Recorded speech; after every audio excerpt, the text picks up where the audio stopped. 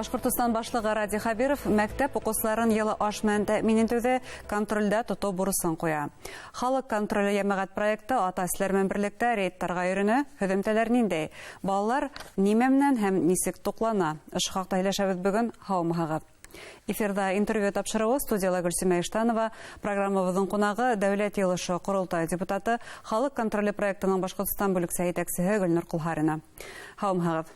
Һаумыгыз, хәерле көн. Гөлнур Галинуровна, Башкортостанда мәктәп балаларының туклануын бер түгел, ике ведомство контрольдә тота. Бунан тыш, халык контроле дигән җәмәгать проекты эшләп килә, ата-әниләр комитеты эшләй, әмма инцидентлар булып тора.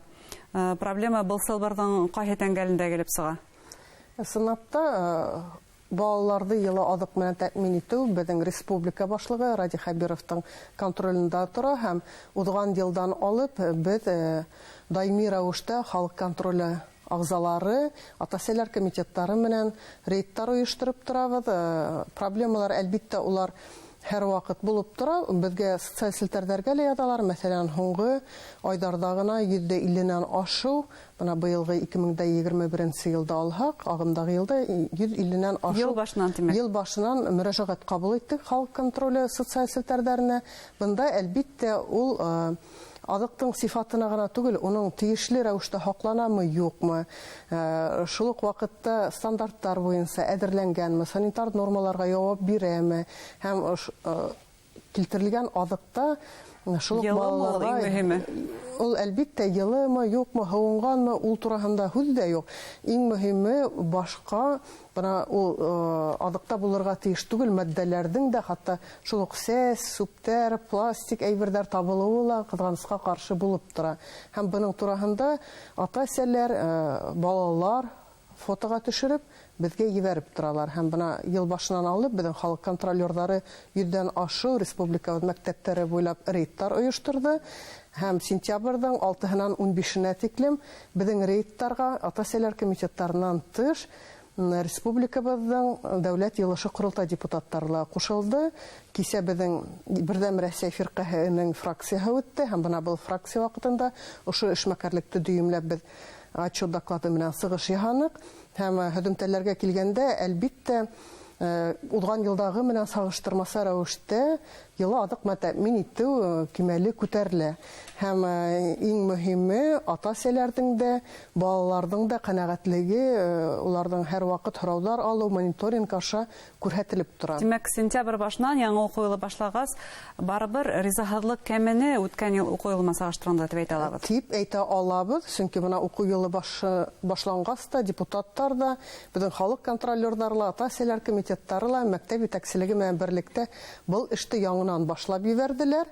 Һәм әлбиттә бында шул ук менюның төрлеләндерелүе, бер адык мәсәлән 4 көнгә бер генә тапкыр кабатланырга тиеш. Сифаты һәр адыктың. Ул бит инде мәктәптең өстәленә, балалар өстәленә барып yeткән ризыктар тәүдә сифатлы рәвештә ул сырьё һайланырга тиеш, уны эшкәртелергә тиеш. Һәм полуфабрикат рәвешендә күптәре мәктәпләргә барып итә. Һәм күпселек мәктәпләр уны йылытып яки бешереп кенә тәкъдим итәләр. Һәм әйткәндәй, безнең республикабызда 60-65% мәктәпләр улар аутсорсингка күчерелгән, тик 30-35 кенә проценты улар үз-аллы әзерләйләр. Икенче тикшердегез, рейдтарга йөренегез, кайһыларын һайланыгыз, кайһыларын тикшердегез? Бөтәһен дә тикшердек. Ул бары тик Өфөлә генә тикшердекме? Юк, бөтә республика буйлап, район һәм калаларда ла ни өчен без бөтәһен дә алырга тырыштык, чөнки кемдер үз аллы бешерә, бында инде шул сифат килтерелгән ризыктың тиешле кимәлдә әзерләнүе һәм уның сифаты башка нормалардан тыш бу үзләренең эшкәртү цехтары булуы, балыкты мәсәлән айрым эшкәртү цехында эшкәртергә итте һәм башка ризыктарда һәр беренә айрым бүлмәләр бүленергә тиеш. Һәр беренең үзенең һавыт-һабаһы булырга тиеш. Бында нюанслар күбәя һәм үз аллы бешереп тәкъдим иткән мәктәпләр өчен әлбиттә укытылган тиешле кимәлдә белгечләр булырга тиеш. Менә бу яһәттән әлбиттә уларның эшмәкәрлеге катмарлаша. Икенче яктан алганда уларның шул җитештергән һәм бешереп утырткан ризыктары усыдлана төшә, чөнки улар үзләре һатып алалар, үзләре эшкәртәләр һәм тәкъдим итәләр. Аутсорсинг менән әлбиттә хак әдрәк кенә арта. Шулай итеп, мәктәптәрдә һәм туклану оештыруды эшмәкәрлеген барһыла тикшереп сыкканһыгыз, ниндидер бер теге күзәтүләр бармы? Бына тап ошо өлештә проблемалар асыклана дип. Кайда күбрәк аутсорсинг компаниялармы, әллә мәктәптең үзендә туклану оештыргандамы? Бында әлбиттә дүйім алганда проблемаларды төрле яклап карарга кирәк. Чөнки шул ук сифатлы, тиешле кимәлдә бөтен сифатлы ризыктан әзерләнгән адыктарды ла балалар ашамауы мөмкин. Без бына мәсәлән апрель һәм май айдарында Өфе мәктәпләре буйлап йөргән вакытта күпселек балаларның бына шундый тәмле әзерләнгән ризыкты ашамаулары белән тап килдек. Уларның ошондай файдалы һәм ошолай бешерелгән ризыктарды ашау культураһы юклыгы асыкланды. Улар фастфудтарга өстенлек бирә мәсәлән. Аларның икенче төрле ризыктарды ашагалары килә. Һәм шуңа күрә бында инде ата-әниләр комитетларына, мәктәпләргә балаларда туклану мәдәниятен булдыру һәм файдалы адыктарның нисегрәк икәнен, нисегрәк бешерелергә, нисегрәк әзерләнергә һәм нинди ризыктарга өстенлек бирергә кирәклеге тураһындагы мәгълүмати эшмәкәрлеккә алып барырга кушылды. Балалар белән һөйләшергә, әңгәмәләр алып барырга. Һәм бына күп кенә ашханаларда, мәктәпләрдән хәзер инде мәгълүмати эшләнелгән стендтарда барлыкка килгән. Бу әлбиттә бик мөһим. Чөнки балалар белергә тиеш шул ук балык ризыктарының, үсемлекләрнең ниндәй яшь организмга, үсеп килгән организмга файдалы икән. Ризыклыктар күбрәк кайда яктан? Район, авыл мәктәпләренәнме, әллә башкаларның шундай диетик ризык менән тукланган балаларыннанмы? Һәм ата-әниләрдән төрле мөрәҗәгатьләр булды. Мәсәлән, шул ук бына без район мәктәпләрендә, авыл мәктәпләрендә йөргәндә, ондагы җиһазларның искергәнлеге менән һавыт-хаба гына түгел, эшкәртүче җиһазларның да ул бит ашхана икән, ул дүйім туклану урыны. Мәктәпләр электән эшләп килгән мәктәпләрнең күпселек вакытта уларның параметрлары ла хәзерге стандартларга тап килмәй. Һәм бу борынгы биналарды әлеге вакытка яраклаштырып эшләнгәндән һуң да кайһы бер мәктәпләрдән шул ук вакытта мәгариф органнарының уларды җиһазландыру өчен мөмкинчелекләре юк. Бу проблема бар һәм икенчедән, әгәр дә кала мәктәпләрендә ул балалар күп укыгас куелган, өстәлгә куелган ризыктың һуынып өлгерүе. Мәсәлән, шул нормаларга ярашлы 2 сәгатьтән һуң ул әзер килгән аутсорсинг буенча ризыкты өстәлгә куярга ярамай. Һәм мәктәптә яңадан ялтып бирергә ярамай дигән стандартлар, талаптар бар. Чөнки улар килтерергә тиештәр тырма һавыттарда һәм шул үзләре бешереп килтергән ризыкты гына өстәлгә куярга тиеш. Һәм бына ата-әниләрнең ризыклыгы тапшыга бәйләнә, балалар һавык ризыкты ашамый дигән. 3-4 минут исендә ул өстәлгә куелган ризык һуынып өлгерә. Балаларның күмәк булуы сәбәпле кайһы бердә сыйныфтарның һәрберсе алышынып өлгермәйләр. Бына бу сәбәпле инде әлбиттә ризыктарның һуынып та өлгерүе. Бына бу проблемалар артабан кайда yetkерелә? Улар хәл ителәме?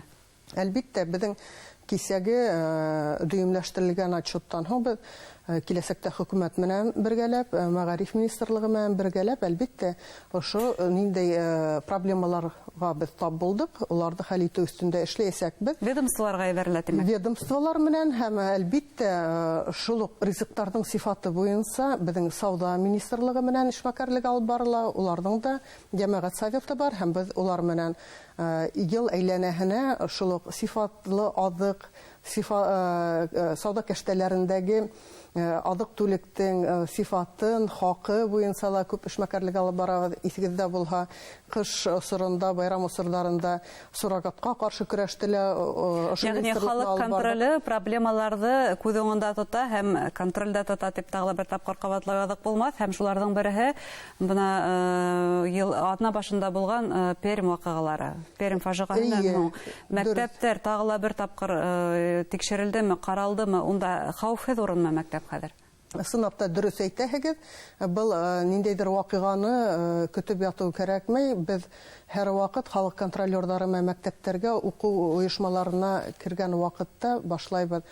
Ишек алдынан һәрбер эшмәкәрлекте һәм узган елдан алып без мәктәптәрдә шулай ук югары уку йортларында, урта белем бирү учреждениеларында хаклауды, хәвефсезлекте хаклау ничек оештырылганын тикшереп узды. Һәм ничек оештырыла? Һәм кызганыска каршы кайһы бер мәктәпләрдә республикабызның шул ук вахтыла торучы, ишек алдында торучы, хәвефсезлекте хаклаучы безнең хаклау учреждениеларының лицензияларына кагылышлы, улардагы эшләгән кадрларга кагылышлы, ул кадрларның белеме тураһындагы таныклыгы бармы, юкмы? Аларның белеме булырга тиешме махсус? Икән тураһында кагылдары юк. Сынапта әгәр дә тәрәннәнрәк төшә башлаган уку учреждениеларында, балалар белән эшләү учреждениеларында эшләгән, ошо хәвефсезлекте хаклаган һәрбер белгестең махсус квалификацияһы югары күрһәткән, укып удар үткән, курслар үткән тураһында таныклык булырга тиеш. Һәм бuna әйткәндәй, ошо оешмаларны, кадрларны хайлаган оешмаларны, уларны кем хайлай? Әлбиттә, буны мәктәп директорлары хайлай. Буна халык контроле дип без бит инде йөреп, һәрберен карап, күзәтеп, искәртеп сыгабыз. Үзебез менә надзор органнарына алып сыгабыз, ләкин тәү сиратта безнең максат ул язалау түгел. Без сыгабыз, уларга мәгълүмати ярдәм күрсәтергә. Ниндәйдер консультатив ярдәм күрсәткәндән соң, мәсәлән, шул ук мәктәп директорлары белән хәвефсезлекте хаклау буенча күп кенә инструктажлар үткәрелде. Безнең халык Мәгълүматты белмәйдер, тимәк. Контролерлары рәтендә ошо хукук хаклау органнары ветерандары шулай шундый учреждениелар өчен белгечләр әзерләүче оешмаларның җитәкчеләре бар. Улар инде киләчәктә ярдәм итәргә, ниндәйдер укудар оештырырга кирәклеген директорлар белән һөйләште һәрбер йөргән. Димәк, халык контрольның ошондай проекттары, тикшеренүләре ысынлап та халыкка файда килтерә дип әйтергә мөмкин. Һезгә әңгәмәгез өчен зур рәхмәт. Артабан да халык мәнфәгатен яклаган проектларга алып барырга дип ышанабыз. Хөрмәтле тамашачылар, безнең студиялә Дәүләт Йылышы Курултай депутаты, халык контроле проектының Башкортстан бүлекчәсе һәйтәкчесе Гөлнур Кулхарина булды. Игътибарыгыз өчен зур рәхмәт.